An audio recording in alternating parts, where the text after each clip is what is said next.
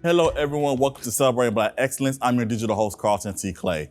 Our next guest is an actor, writer, producer, and director. I'm here with Mr. Javon Johnson. How you doing today, sir? I'm doing wonderful, man. Happy to be here. Oh, awesome. Thank you for being here for Celebrating Black Excellence. We celebrate you and everything that you have going on. So let's get started with the beginning of your career. How did you get started with acting and production? Man, I am from Anderson, South Carolina, which is a very small community. A lot of people know it now because of the late, great Chadwick Boseman, who was all Black Panther and a lot of other iconic roles. Also, that's his birthplace, and we were really close friends. That community didn't offer much as far as aspiring artists. Young Black boys didn't really talk about being on TV, Right. Acting and performing or spoken word or anything. We talked about playing collegiate football or collegiate sports or going into the industrial or textile industry. That was pretty much the culture there. So I didn't grow up in a community where I was nurtured to do this. I felt like I was called to do it. I felt like I was called to do it. I didn't know what I was doing as I was kind of matriculating into this field. I wasn't going to go to college. My high school choir director at the time saw me walking through the hallway my senior year and said, "You're going to go to college." And most people, my mother's side of the family, which I was raised on, that wasn't the goal. We didn't really go to college, so that was a foreign idea to me. But I ended up going to South Carolina State University because he got me a choir scholarship, and I can't sing. So a lot of the things when I look back on it, it's like the pieces, logically didn't make sense, but I was being set on a path, and for the most part, I was at South Carolina State University in the music department, but I saw this big theater building, the Henderson Davis Theater, every day, and I was like, I got to go in there.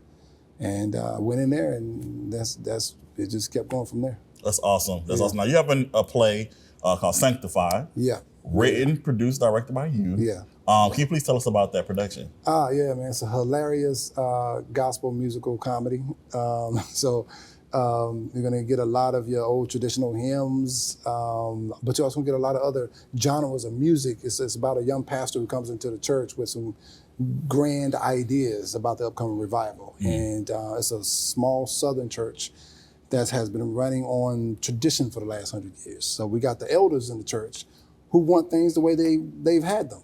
And you got a young pastor saying, well, we got 5 people coming to church every Sunday. We need a shift. And it's like, how do we find our way to accept the new versus what is the old, and holding the integrity of tradition versus how do we evolve? And therein lies the conflict in the story with the young pastor bumping heads with a lot of the older folks about what should happen at this upcoming revival. Now, what made you write and produce this play? It's inspired by my church, my small family Southern church, where because I travel so much, it's hard to see things when you're in it all the time. But because I travel so much, I could see every time I come home and go to the church, I say things are different. And I saw a young pastor come in, and I saw him last about 3 years before he was gone. And he came in with a lot of young energy and brand new ideas, and didn't sit well with everybody at the church. And I saw where the youth was involved at one point, and then later on, there was no youth present at all in the church. So there was certain people that had a voice, after a while, no longer had a voice. So I said, there's something happening here that we need to pay attention to. And I think it is a call for change. It's a call for how do you keep people engaged? How do you, traditional hymns are great, but sometimes the contemporary sound speaks more to people sometimes. And it's like, how do you stay open without the politics of it all, so that we keep people in the church, all generations. Yeah. So that's what, yes. Got you. Now, Sanctified will be taking place at the Kroc Center Saturday, November 11th, from 2 shows, 2 and 7 p.m. Yep. Now, why should people come and see this show? Listen, you should come see it simply because you don't want somebody else to tell you about the great time they had when they saw it and you didn't make it. Right. Because that's what's going to happen. Most people come back and see the show 2 or 3 times if they can. It's just a hilarious, fun show. It's for everybody, all generations, for young people. It's for grandma, it's for grandkids. You don't want to bring the baby, you got to hold him, with the little milk bottle, because, but if they can talk and walk and understand, they probably going to enjoy the show. But it's just a good, fun time. Also with something to say, it's a play that has something to say about the state of the church. And it's just beyond the church, it's about the mindset when it comes to evolving. It's just in life, because life has to evolve. Right. Absolutely. That's awesome. Now, why did you choose the city of Augusta to come bring your play? Well, you know what?